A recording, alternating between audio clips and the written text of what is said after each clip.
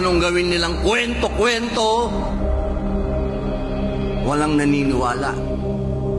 Sapagkat si Pangulong Rodrigo Roa Duterte ay hindi isang kwento.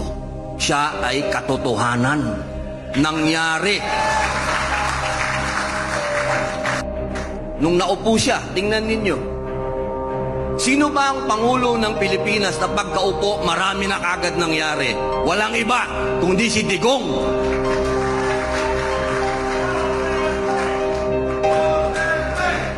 Duterte!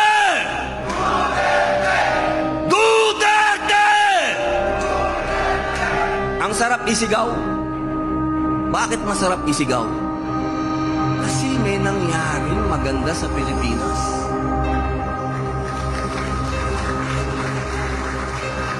Hindi po tayo pupunta dito ngayon kung hindi tayo naniniwala sa Duterte. Gastos nyo yan, di ba? Wala naman akong nilabas na pera dito.